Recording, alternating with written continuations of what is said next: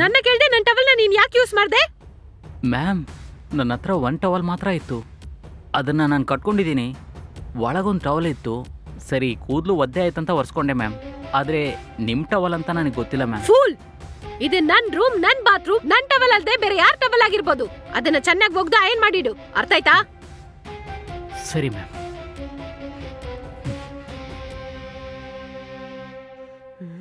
ಛೆ!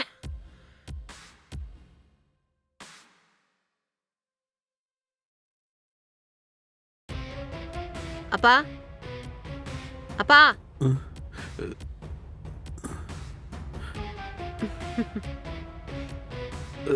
ನಿಧಾನ. ಅಪ್ಪ, ನಿಮ್ ಹತ್ರ ಸ್ವಲ್ಪ ಮಾತಾಡ್ಬೇಕಪ್ಪ. ಹೇಳಮ್ಮ. ನನಗಿವಾಗ ಮದುವೆ ಆಯ್ತು. ನಾನು ಸಂತೋಷವಾಗಿದ್ದೀನಿ. ಸರಿ. ನೀವು ಈಗ ಸಂತೋಷವಾಗಿದ್ದೀರಲ್ವಾ? ನೀವು ನನ್ನ ಹೆಸರಿಗೆ ಯಾವಾಗ ಆಸ್ತಿ ಬರೆದು ಕೊಡ್ತೀರಾ? ಅಡ್ವೊಕೇಟ್ ಹತ್ರ ಮಾತಾಡಿ ಆಯ್ತಾ? ಇಲ್ಲಮ್ಮ, ಮಾತಾಡ್ಬೇಕು. ಆದರೆ ಅಷ್ಟರೊಳಗೆ ಏನಮ್ಮ ಅವಸರ? ಏನಪ್ಪ ಹೀಗ್ ಕೇಳ್ತಾ ಇದ್ದೀರಾ? ನನಗ್ ಮದ್ವೆನೇ ಬೇಡ ಅಂತ ಹೇಳ್ತಾ ಇದ್ದೆ. ನಿಮಗೋಸ್ಕರನೇ ಮದುವೆ ಮಾಡ್ಕೊಂಡೆ. ಇವಾಗ ನನ್ನ ಫ್ಯಾಮಿಲಿನ ಸೇಫ್ಟಿ ಮಾಡ್ಕೋಬೇಕಲ್ವಾ? ನೀನ್ ಹೇಳೋದೆಲ್ಲ ನನಗೆ ಅರ್ಥ ಆಗತ್ತಮ್ಮ.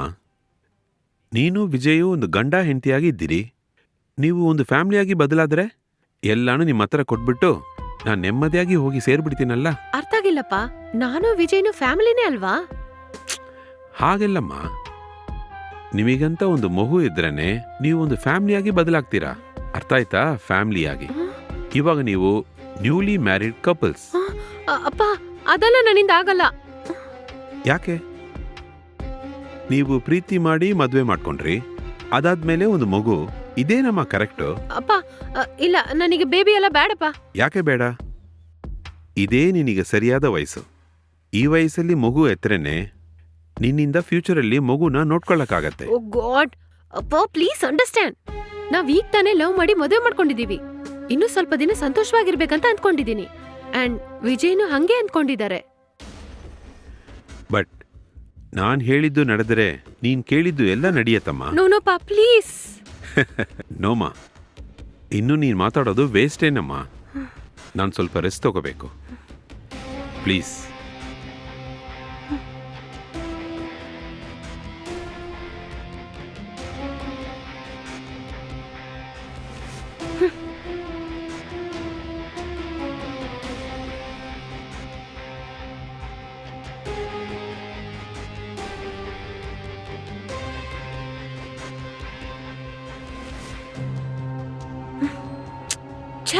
ನಾವೊಂದು ಪ್ಲಾನ್ ಮಾಡಿದ್ರೆ ಅಪ್ಪ ಒಂದು ಪ್ಲಾನ್ ಮಾಡ್ತಾ ಇದ್ದಾರೆ. ಇವಾಗ ಏನೇ ಮಾಡೋದು? ಅವ್ರು ಹೇಳೋದು ಸರಿ ತಾನೆ? ಏನೇ ಸರಿ? ಏನೇ ಸರಿ?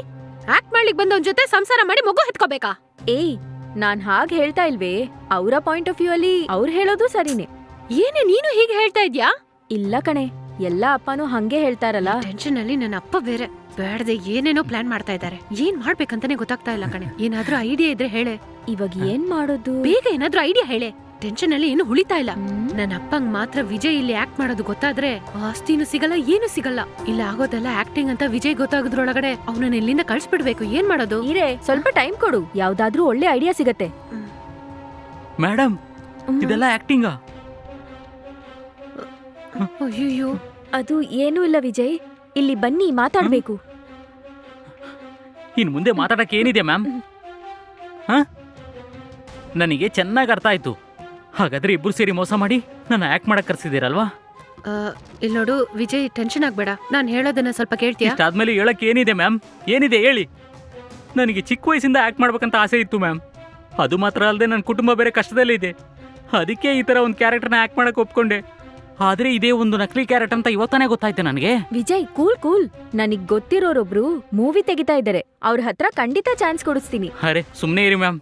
ಈ ತರ ಹೇಳಿತಾನೆ ಸಿನಿಮಾದಲ್ಲಿ ಎಲ್ಲರೂ ಮೋಸ ಮಾಡ್ತಾ ಇದ್ದೀರಾ? ನಾನು ಇಷ್ಟು ದಿನ ಇಲ್ಲಿ ಇದ್ದಿದ್ದೇ ಸಾಕು. ನಾನು ಇವಾಗಲೇ ಇಲ್ಲಿಂದ ಹೊರಡ್ತೀನಿ. ಆದ್ರೆ ಒಂದು ವಿಷಯ ಮ್ಯಾಮ್, ನೀವು ಕೊಡೋ ದುಡ್ಡಿನಿಂದನೇ ನನ್ನ ಫ್ಯಾಮಿಲಿಯಲ್ಲಿ ಸಂತೋಷವಾಗಿತ್ತು. ಇವಾಗ ನಿಮ್ಮಿಬ್ಬರಿಂದ ಆ ಸಂತೋಷ ಎಲ್ಲ ಹಾಳಾಗುತ್ತೆ. ಇಲ್ಲಿ ಏನು ಹಾಳಾಗಲ್ಲ. ಇನ್ನು ಸ್ವಲ್ಪ ದಿನ ನಾನು ಹೇಳ್ದಾಗೆ ಆಕ್ಟ್ ಮಾಡಿದ್ರೆ ಸಾಕು. ಆಮೇಲೆ ನಿನ್ ಜೀವನದಲ್ಲೇ ನೀನ್ ನೋಡ್ದಿರೋ ಅಷ್ಟು ದುಡ್ಡು ನಾನು ನಿನಗೆ ಕೊಡ್ತೀನಿ. ಅದಕ್ಕೆ ದುಡ್ಡು ಕೊಟ್ಟು ನನ್ನ ತಗೋಬೇಕಂತ ಅನ್ಕೊಂಡಿದ್ರಾ? ಮೇಡಮ್, ಸಿನಿಮಾನ ನಾನು ತುಂಬಾ ಪ್ರೀತಿಸ್ತಾ ಇದ್ದೀನಿ. ನನ್ನ ಪ್ರತಿಭೆನ ಹೊರಗೆ ತೋರಿಸ್ಬೇಕಂತ ಅನ್ಕೊಂಡಿದ್ದೀನಿ. ನನ್ನನ್ನು ನೀವು ಬೆಲೆ ಕಟ್ಟೋಕ್ಕಾಗಲ್ಲ. ಏಯ್, ನೀನ್ ಯಾವ ಕಾಲದಲ್ಲಿದ್ಯಾ? ಇಲ್ಲಿ ದುಡ್ಡೇ ಮಾತಾಡತ್ತೆ. ದುಡ್ಡಿದ್ರೆ ಏನ್ ಬೇಕಾದ್ರೂ ಮಾಡ್ಬೋದು. Yes, money is power. ಆ ಪವರ್ ನಮ್ಮ ಹತ್ರ ಇದ್ರೆ ಏನ್ ಬೇಕಾದ್ರೂ ಮಾಡಕ್ಕಾಗತ್ತೆ. ನನಗೆ ನನ್ನ ಅಪ್ಪನ ಆಸ್ತಿ ಪೂರ್ತಿ ಸಿಕ್ಕಿದ್ರೆ ರೇವತಿ ಮಾಡೋ ಮೂವಿನ ನಾನ್ ಪ್ರೊಡ್ಯೂಸ್ ಮಾಡ್ತೀನಿ. ನಾನ್ ಹೇಳಿದ್ ಸುಳ್ಳು ಅವಾಗ ನಿಜ ಆಗತ್ತಲ್ಲ. ಅದಕ್ಕೋಸ್ಕರ ನಾನು ಇಷ್ಟೊಂದು ನೀಚವಾಗಿ ನಟಿಸ್ಬೇಕಾ? ಏಯ್, ನಿನ್ಗೆ ನಿನ್ ಫ್ಯಾಮಿಲಿ ಬಗ್ಗೆ ಚಿಂತೆ ಇಲ್ವಾ? ಇನ್ನು ಮುಂದೆ ನಾವು ಹೇಳಿದಾಗೆ ಆಕ್ಟ್ ಮಾಡಿದ್ರೆ ದುಡ್ಡಿಗೆ ದುಡ್ಡು ಸಿಗತ್ತೆ, ಮೂವಿಯಲ್ಲಿ ಚಾನ್ಸೂ ಸಿಗತ್ತೆ. ನಮ್ಮನ್ನೇ ನಂಬು.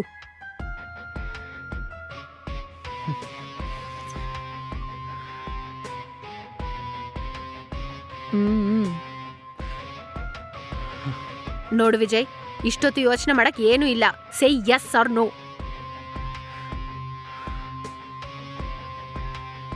ಏನೇ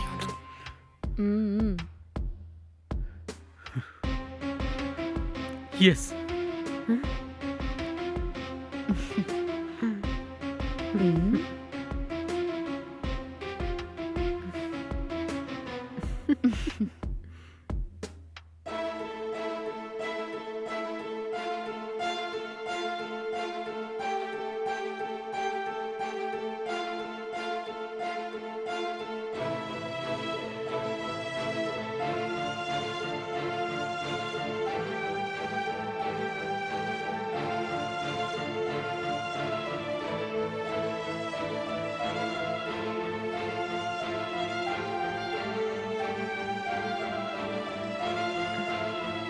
ಅಪ್ಪ, ನಾವು ನೀವ್ ಹೇಳ್ದಾಗೆ ಬೇಗ ಮಗು ಹೆರೋಣ ಅಂತ ನಿರ್ಧಾರ ತಗೊಂಡಿದೀವಿ. ಹೌದೇನಮ್ಮ? ತುಂಬಾ ಸಂತೋಷಮ್ಮ. ಎಲ್ಲ ನಿಮ್ಗೋಸ್ಕರನೇ ಅಪ್ಪ.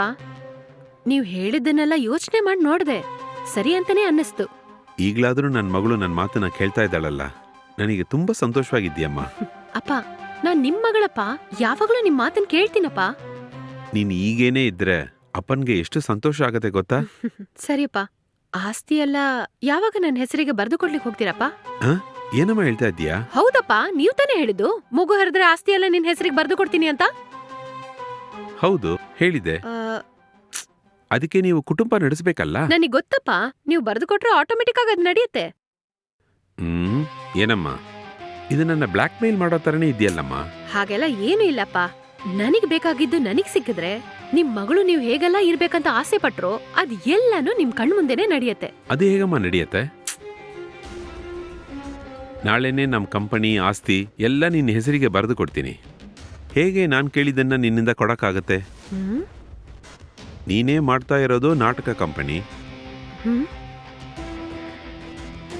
ಏನು ಅರ್ಥ ಆಗ್ತಾ ಇಲ್ವಾ? ನನ್ನ ಅಷ್ಟು ಈಸಿಯಾಗಿ ಏಮಾಸಾನ ಅಂತ ನೋಡ್ತಾ ಇದ್ಯಾ? ಅಪ್ಪ, ನೀವೇನ್ ಹೇಳ್ತಾ ಇದ್ದೀರಾ ನನಗೇನು ಅರ್ಥ ಆಗ್ತಾ ಇಲ್ಲ. ಆಕ್ಟ್ ಮಾಡ್ಲಿಕ್ಕೆ ಬಂದವನ ಹತ್ರ ಹೇಗೆ ಮಗು ಏರ್ತೀಯ ಅಂತ ಕೇಳ್ತಾ ಇದ್ದೀನಿ. ಯಜಮಾನ್ರೆ, ಏನಾಯ್ತು ನಿಮ್ಗೆ? ಯಾಕೆ ಎಷ್ಟು ಜೋರಾಗಿ ಮಾತಾಡ್ತಾ ಇದ್ದೀರಾ? ಇಲ್ಲಿ ನೋಡಿ, ನಾನು ಅಪ್ಪ ಮಾತಾಡ್ಬೇಕು, ನೀವು ಹೊರಗಡೆ ಹೋಗಿ. ಏನು ಇನ್ನು ನನ್ನ ಹತ್ರ ಏನ್ ಮಾತಾಡ್ಲಿಕ್ಕೆ ಹೋಗ್ತೀಯಾ?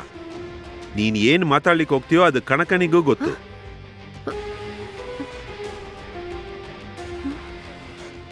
ಏನು ಅರ್ಥ ಆಗ್ತಾ ಇಲ್ವಾ? ಇಲ್ಲಿ ನೋಡು, ಒಂದು ಅಪ್ಪನ್ನ ಯಾವ ತರವೆಲ್ಲ ಏಮಾರ್ಸ್ಬಾರ್ದೋ ಅಷ್ಟು ಹೆಚ್ಚಾಗಿ ಏಮಾರ್ಸಿದ್ಯಾ.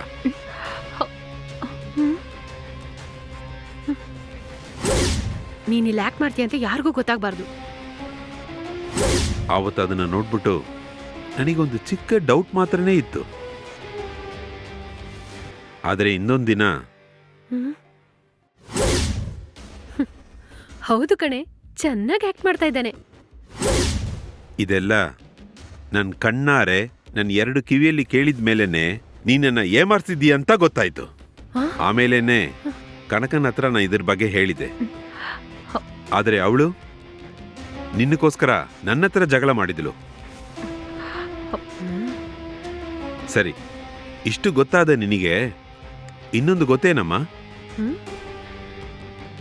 ಆ ಹುಡುಗ ಹ್ಯಾಕ್ ಮಾಡ್ಲಿಕ್ಕೆ ಬಂದಿದ್ದಾನಂತ ನನಗೆ ಮೊದಲೇ ಗೊತ್ತಾಯ್ತು.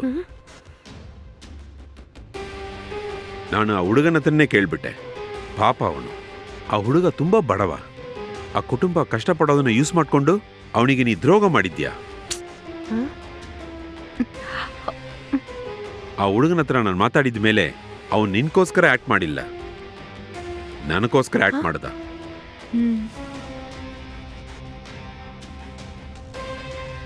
ಏನಮ್ಮ ಯೋಚನೆ?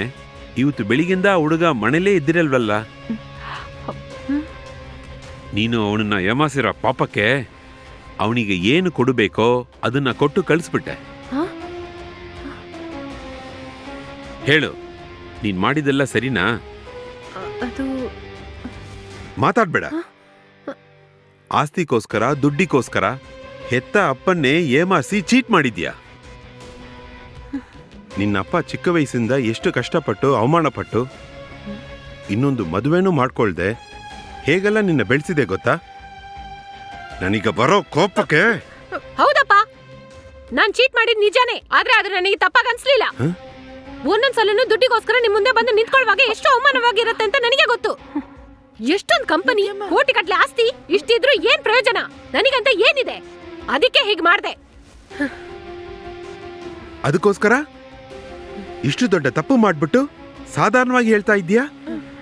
ಹೌದಪ್ಪ, ನಿತ್ಯಮ್ಮ, ಇದೆಲ್ಲದಕ್ಕೂ ಕಾರಣ ಯಾರು? ನೀವೇ.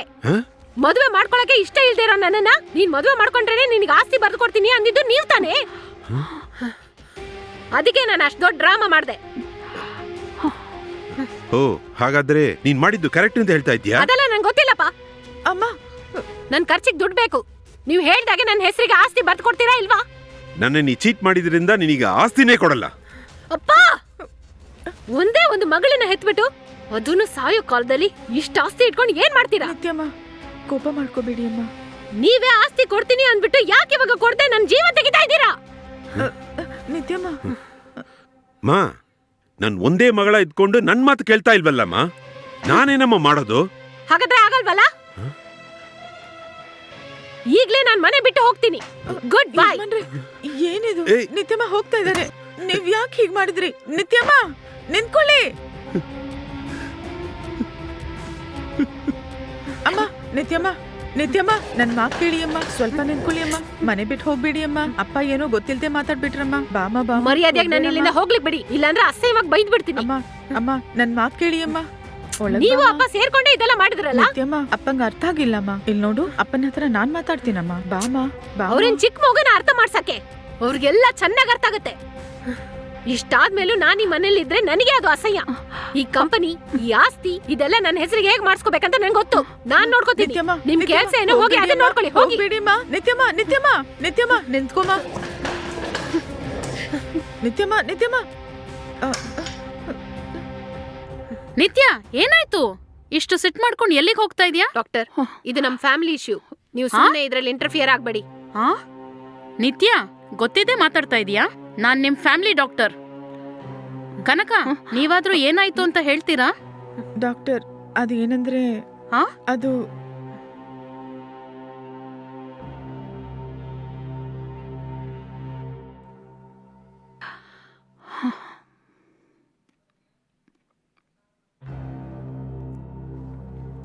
ಸರ್, ನಿತ್ಯ, ಇವಾಗ ನಾನು ಫ್ಯಾಮಿಲಿ ಡಾಕ್ಟರ್ಗೆ ಮಾತಾಡ್ತಾ ಇಲ್ಲ, ಈ ಫ್ಯಾಮಿಲಿಯಲ್ಲಿ ಒಂದು ಮೆಂಬರ್ ಆಗಿ ಹೇಳ್ತಾ ಇದ್ದೀನಿ. ನಿತ್ಯ, ನೀನ್ ಮಾಡ್ತಾ ಇರೋದು ತುಂಬಾ ತಪ್ಪಮ್ಮ. ನೀವೇ ಹೇಳಿ ಡಾಕ್ಟರ್, ಇಷ್ಟೆಲ್ಲ ಇವಳು ಮಾಡಿದ್ಮೇಲೆ ಹೇಗೆ ಒಂದು ಅಪ್ಪನಾಗಿ ಇವಳು ಹೇಳೋದೆಲ್ಲ ನನ್ನಿಂದ ಕೇಳಕ್ಕಾಗತ್ತೆ? ಕರೆಕ್ಟು ಸರ್, ಆದ್ರೆ ನಿಮ್ಮೇಲೂ ತಪ್ಪಿದೆ. ನೀವೇ ನಿಮ್ ಮಗಳನ್ನ ಮ್ಯಾರೇಜ್ ಮಾಡ್ಕೊಳೋದಿಕ್ಕೆ ಫೋರ್ಸ್ ಮಾಡಿದೀರಾ. ಅವಳ ತಕ್ಷಣ ಮ್ಯಾರೇಜ್ ಮಾಡ್ಕೊಂಡ್ರೇನೆ ನಿಮ್ಮ ಕಂಪನಿ, ಪ್ರಾಪರ್ಟಿ ಎಲ್ಲ ಅವಳ ಹೆಸರಿಗೆ ಬರ್ಕೊಡ್ತೀನಿ ಅಂತ ಹೇಳಿದೀರಾ. ಇದು ತಪ್ಪಲ್ವಾ ಸರ್? ಹಾಗೆಲ್ಲ ಡಾಕ್ಟರ್, ನನ್ನ ಕಾಲದ ಮೇಲೆ ಎಲ್ಲ ಅವಳಿಗೆ ತಾನೆ. ಆದರೆ ಒಂದು ಅಪ್ಪನಾಗಿ ನಾನು ಆಸೆ ಪಟ್ಟಿದ್ದ ಥರ ನನ್ನ ಮಗಳು ಬದುಕಬೇಕಂತ ಅನ್ಕೊಂಡೆ. ಇದು ತಪ್ಪ? ನೀವೇ ಹೇಳಿ ಡಾಕ್ಟರ್. ನೀವ್ ಹೇಳೋದ್ರಲ್ಲೂ ತಪ್ಪಿಲ್ಲ, ನಿತ್ಯ ಹೇಳೋದ್ರಲ್ಲೂ ತಪ್ಪಿಲ್ಲ. ಇಲ್ಲಿ ಏನ್ ಪ್ರಾಬ್ಲಮ್ ಅಂದ್ರೆ ನಮ್ ಸುತ್ತಮುತ್ತ ಇರೋ ಸೊಸೈಟಿನೇ. ಏನ್ ಡಾಕ್ಟರ್ ಹೇಳ್ತಾ ಇದ್ದೀರಾ? ಎಸ್, ನಿಜಾನೇ ಹೇಳ್ತಾ ಇದ್ದೀನಿ. ಈಗಿನ ಕಾಲದ ಮಕ್ಕಳು ಗೊತ್ತಿದ್ದು ಮದ್ವೆ ಮಾಡ್ಕೊಂತಾರೆ, ಗೊತ್ತಿಲ್ದೇನು ಮದ್ವೆ ಮಾಡ್ಕೊಂಡು ಬದುಕ್ತಾ ಇದ್ದಾರೆ. ಈ ಕಾಲದಲ್ಲಿ ಪೇರೆಂಟ್ಸ್ ಕೆಲವೊಂದು ವಿಷಯಗಳನ್ನ ಹೇಳ್ಬೋದು, ಆದ್ರೆ ಯಾವುದನ್ನು ಫೋರ್ಸ್ ಮಾಡಕ್ಕಾಗಲ್ಲ. ಇದನ್ನೇ ನಾನು ಹೇಳ್ದೆ. ನನಗೆ ಬರ್ಬೇಕಾದ ಆಸ್ತಿನ ಯಾರಿಗೋ ಬರ್ದು ಕೊಡ್ತೀನಿ ಅಂತ ಹೇಳಿ ನಾನ್ ಮದುವೆ ಮಾಡ್ಕೊಂಡ್ರೆ ಈ ಆಸ್ತಿ ಎಲ್ಲ ಬರ್ದು ಕೊಡ್ತೀನಿ ಅಂತ ಹೇಳಿದ್ದು ಇವ್ರೆ. ಅದಕ್ಕೋಸ್ಕರ ನೀನ್ ಮಾಡಿದ್ದು ಫೋರ್ಜರಿ. ಅಪ್ಪನೂ ಮಗಳು ಈ ವಿಷಯದ ಬಗ್ಗೆ ಮಾತಾಡಿ ನೀವೇ ಒಂದು ಡಿಸಿಷನ್ ತಗೊಳ್ಳಿ. ಸರ್, ಸರ್, ಯಜಮಾನ್ರೆ, ಏನಾಯ್ತು? ಏನಾಯ್ತು? ಏನಾಯ್ತು ಡಾಕ್ಟರ್? ಸರ್ ಸರ್ ನನ್ನಿಂದ ಆಗ್ತಾ ಇಲ್ಲ ಡಾಕ್ಟರ್. ಹೋಗಿ ಸ್ವಲ್ಪ ನೀರ್ ತಗೊಂಬ. ಸರಿ ಡಾಕ್ಟರ್.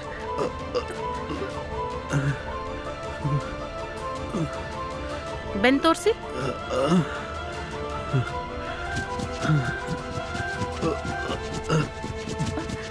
ತಗೊಳ್ಳಿ ಡಾಕ್ಟರ್. ಸರ್ ತಗೊಳ್ಳಿ. ಕುಡೀರಿ ಸರ್. ನಿಧಾನ ಸರ್. ಯಜಮಾನ್ರೆ, ಇವಾಗ ಪರವಾಗಿಲ್ವಾ? ಓಕೆ, ಈಗ ಸ್ವಲ್ಪ ಪರವಾಗಿಲ್ಲ ಡಾಕ್ಟರ್. ಅವಳಿಗೆ ಯಾವಾಗ ಇಷ್ಟನೋ ಆವಾಗಲೇ ಮದುವೆ ಮಾಡ್ಕೊಳ್ಳಿ ಡಾಕ್ಟರ್. ನಾನು ಇವಾಗಲೇ ಎಲ್ಲ ಪ್ರಾಪರ್ಟಿನೂ ಅವಳ ಹೆಸರಿಗೆ ಬರೆದು ಕೊಡ್ತೀನಿ ಡಾಕ್ಟರ್. ನನ್ನ ಕಾಲದ ಮೇಲೆ ಎಲ್ಲ ಅವಳಿಗೆ ತಾನೆ. ನನಗೆ ನನ್ನ ಮಗಳು ಸಂತೋಷನೇ ಮುಖ್ಯ ಡಾಕ್ಟರ್. ಕೆಲವೊಂದು ವಿಷಯಗಳನ್ನ ನಾವು ಕೂತ್ಕೊಂಡು ಮಾತಾಡೋದು ಒಳ್ಳೇದು. ಇನ್ನು ಮುಂದೇನಾದರೂ ಯೋಚನೆ ಮಾಡಿ ನಿರ್ಧಾರ ತಗೊಳ್ಳಿ. ಹಾಂ, ಸರಿ ಸರ್. ಈ ಎದೆ ನೋವಿಂದ ನಿಮಗೆ ಹೆಚ್ಚು ತೊಂದರೆ ಇಲ್ಲ. ಟ್ಯಾಬ್ಲೆಟ್ಸ್ ಎಲ್ಲ ಸರಿಯಾಗಿ ತಗೊಳ್ಳಿ. ಬೇಡದಿರೋ ಟೆನ್ಷನ್ ಮಾಡ್ಕೊಂಬೇಡಿ. ನನ್ನಿಂದ ಇಷ್ಟೇ ಹೇಳಕ್ಕಾಗೋದು.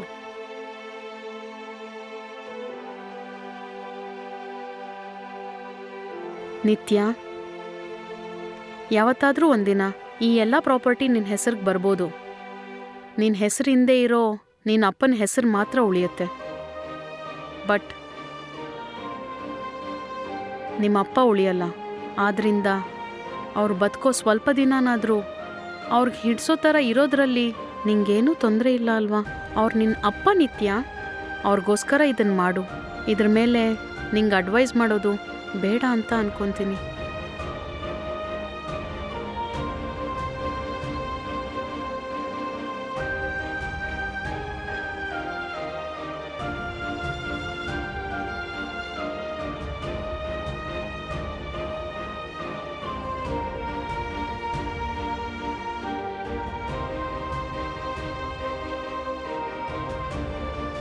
ಅಡ್ವೊಕೇಟ್ ಸರ್, ನಾನು ಮೊದಲೇ ನಿಮ್ಮ ಹತ್ರ ಹೇಳ್ದಾಗೆ ನನ್ನ ಮಗಳ ಹೆಸರಿಗೆ ಎಲ್ಲನೂ ಬರೆದು ಬಿಡಿ. ನೀವು ಎಲ್ಲಿ ಸೈನ್ ಮಾಡಬೇಕು ಅಂತ ಹೇಳ್ತೀರೋ ನಾನು ಅಲ್ಲೆಲ್ಲ ಸೈನ್ ಮಾಡ್ತೀನಿ. ಆದಷ್ಟು ಬೇಗ ಎಲ್ಲ ಮುಗಿಸಿ ಕೊಡ್ರಿ ಸರ್. Thank you sir. ಇಡ್ತೀನಿ.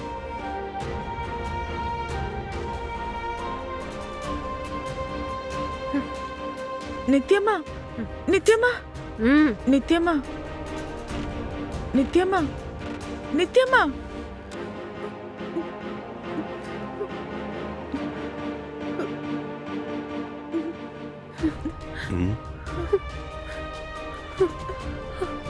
ಅಪ್ಪ, ಸಾರಿ ಅಪ್ಪ. ನೀನ್ ನನ್ನ ಮಗಳಮ್ಮ. ನಾನ್ ಬ್ಯಾಡ್ದೇ ಇರೋದನ್ನೆಲ್ಲ ಮಾಡಿ ನಿಮಗೆ ಕಷ್ಟ ಕೊಟ್ಬಿಟ್ನಲ್ಲ. ಇನ್ನು ಮುಂದೆ ಈ ಥರ ಮಾಡಲ್ಲಪ್ಪ. I am sorry. ಪರವಾಗಿಲ್ಲಮ್ಮ, ಬಾ.